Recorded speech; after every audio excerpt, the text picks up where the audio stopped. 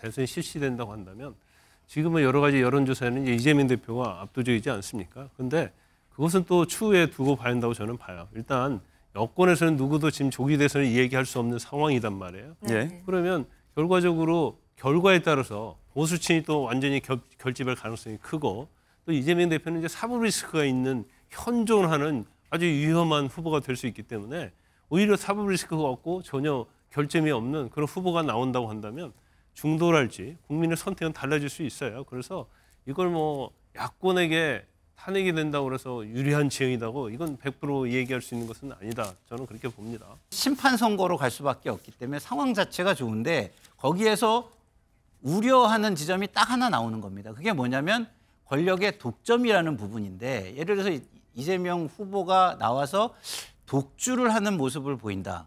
그러면 그 우려를 또 증폭시킬 수 있기 때문에 그게 좋은지 한번 따져봐야 될 것 같고요. 그리고 반면에 이 심판 선거 속에서 여당이 그것을 반성하면서 경선을 시끌벅적하게 치룰 수 있다면 공정한 경쟁과 축제적인 경선으로 치룰 수 있다면 그게 오히려 시끄러운 경선이 승리의 요인이 되는 경우가 많아요. 오히려 또 여당의 문제는 뭐냐? 대통령의 독주가 그동안 문제가 됐었고 강성 지지층의 독주가 문제가 됐는데 경선에서 또한 대통령의 의중과 대통령 친 대통령 후보의 독주가 이어진다면 그건 반전의 기회조차도 만들지 못하는 그런. 흔히 사법부를 인권의 민주주의의 최후 보루라고 합니다. 그런데 헌법재판소는 헌정 질서의 최후 보루입니다.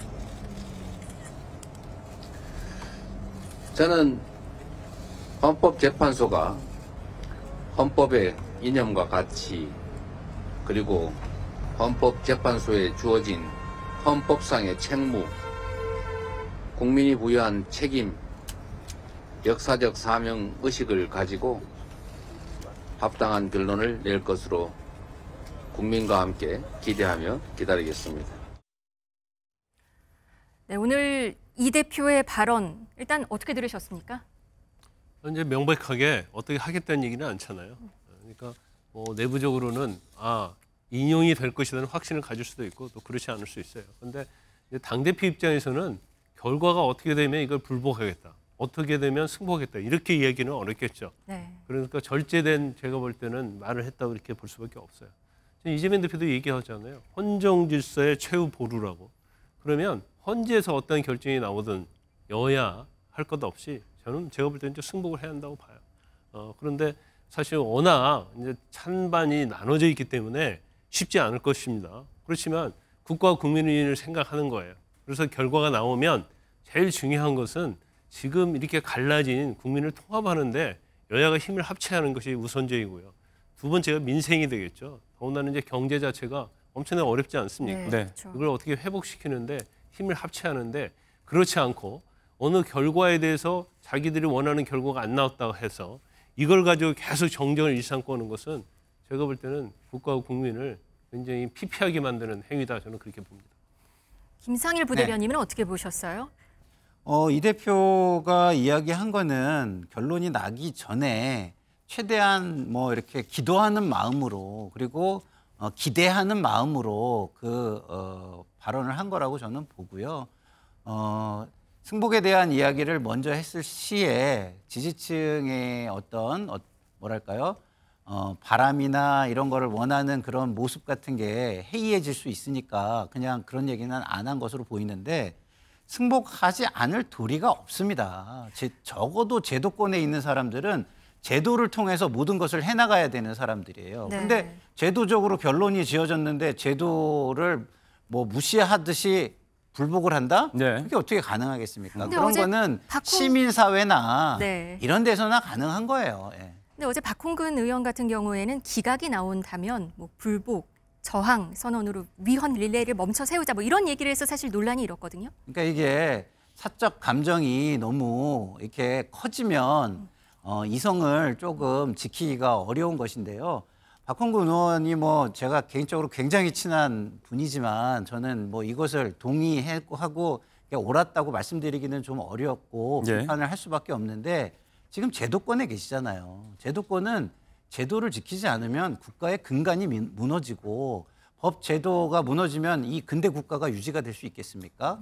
국가가 공멸하는 길로 가는 것이죠. 왜냐하면 결론을 힘에 의해서 해결하는 것 말고는 방법이 없어지는 거예요. 그래서 제도권 밖에서는 불복하겠다 감정적으로 얘기할 수도 있죠. 네. 그렇잖아요. 그게 자기의 주장이고 뭐 이런 건데 적어도 공인의 입장 내지는 공직에 있는 사람들은 이런 의견을 피력해서는 안 되고 네. 그리고 불복할 방법도 저는 없습니다. 왜냐하면 대통령이 만약에 기각이 돼서 돌아온다라고 했을 때 예를 들어 제도를 무시한 불복을 한다? 그러면 대통령이 공권력을 사용할 수 있는 빌미를 주는 거예요. 네. 그래서 그거는 현명한 방법도 또한 아니다. 저는 이렇게 생각합니다.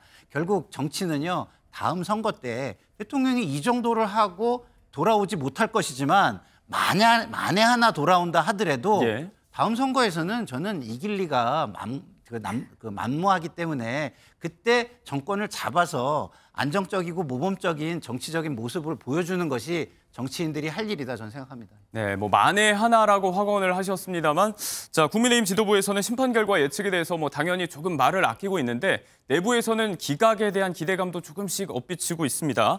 마침 또 4월 4일이라서 4대4 기각 선고가 나오지 않을까 이런 전망이 있거든요.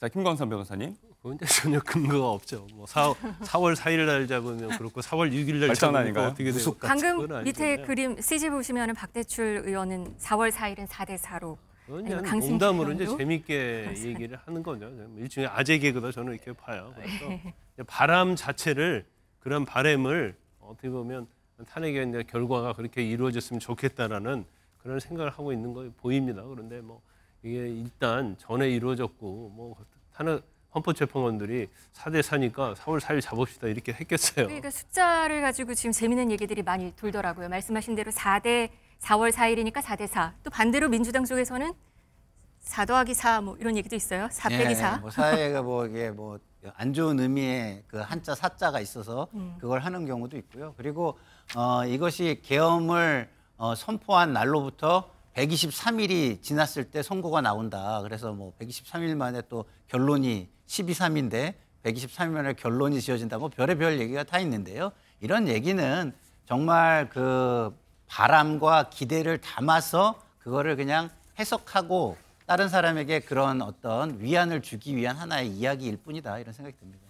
네, 알겠습니다. 자, 아무튼 이번 주 금요일에는 결론이 납니다. 인용 또는 기각으로 결론이 나고 이제 윤 대통령이 파면이 된다 혹은 대통령실로 곧바로 복귀한다. 자, 결론이 날 텐데 파면이 된다면 여야는 조기 대선을 준비해야 됩니다. 60일 이내에 대선을 치러야죠. 경선도 해야 되고 본선도 해야 돼서 숨가쁜 일정이 기다리고 있는데 자, 야권은 이 대표의 독주 속에 준비를 뭐 야심차게 하고 있는 것 같고 여권 같은 경우는 고민이 좀 많을 것 같습니다. 어떻습니까? 김광삼 변호사님. 근데 이제 대선이 실시되냐 안 되느냐는 이제 4월 4일 지켜봐야겠죠. 근데 대선이 실시된다고 한다면 지금은 여러 가지 여론조사에는 이제 이재명 대표가 압도적이지 않습니까? 근데 그것은 또 추후에 두고 봐야 한다고 저는 봐요. 일단 여권에서는 누구도 지금 조기 대선을 얘기할 수 없는 상황이단 말이에요. 네. 그러면 결과적으로 결과에 따라서 보수층이 또 완전히 결집할 가능성이 크고 또 이재명 대표는 이제 사법 리스크가 있는 현존하는 아주 위험한 후보가 될 수 있기 때문에 오히려 사법 리스크가 없고 전혀 결점이 없는 그런 후보가 나온다고 한다면 중도랄지 국민의 선택은 달라질 수 있어요. 그래서 이걸 뭐 야권에게 탄핵이 된다고 해서 유리한 지형이다고 이건 100% 얘기할 수 있는 것은 아니다. 저는 그렇게 봅니다. 여당 내부에서는 굉장히 바쁜 움직임을 보일 것으로 예상이 그렇지만 이제 탄핵이 만약에 되면 이제 불리한 상황에서 대선을 하는 건 맞죠. 그러니까 여권 내에서도 이제 고민이 많을 것이고 그렇지만 현재 뭐 할 수 있는 건 없거든요. 4월 4일이 지나야지 어떤 대책이랄지 준비를 할 수 있는 그런 상황이다. 이렇게 말할 수 있을 것 같습니다. 야당에서는 준비하고 계시는 게 있으신가요? 야당 분위기는 지금 사실상 경쟁이 사라지고 있는 분위기예요. 그래서 경쟁을 하겠다고 시동을 거는 후보들조차도 지금은 뭐 좀 뒤로 물러서는 형국이라 사실상 이재명 대표의 거의 단독 후보 가능성마저도 예측을 해야 되는 상황인데요. 근데 이것이 대선에 가서 유리한 상황이 될 것이냐? 그거는 잘 모르겠습니다. 네. 왜냐하면 지금 상황 자체가 이제는 심판 선거로 갈 수밖에 없기 때문에 상황 자체가 좋은데 거기에서 우려하는 지점이 딱 하나 나오는 겁니다. 그게 뭐냐면 권력의 독점이라는 부분인데 예를 들어서 이재명 후보가 나와서 독주를 하는 모습을 보인다. 그러면 그 우려를 또 증폭시킬 수 있기 때문에 그게 좋은지 한번 따져봐야 될 것 같고요. 그리고 반면에 이 심판 선거 속에서 여당이 그것을 반성하면서 경선을 시끌벅적하게 치룰 수 있다면 네. 공정한 경쟁과 축제적인 경선으로 치를 수 있다면 그게 오히려 시끄러운 경선이 승리의 요인이 되는 경우가 많아요. 오히려 또 여당의 문제는 뭐냐? 대통령의 독주가 그동안 문제가 됐었고 강성 지지층의 독주가 문제가 됐는데 네. 경선에서 또한 대통령의 의중과 대통령 친 대통령 후보의 독주가 이어진다면 그건 반전의 기회조차도 만들지 못하는 그런 선거가 될 것이라고 저는 봅니다. 네, 아무튼 이 모든 건 진행이 될지 안 될지는 금요일에 보시면 알게 됩니다. 저희 생방송도 끝까지 함께해 주시기 바라겠습니다.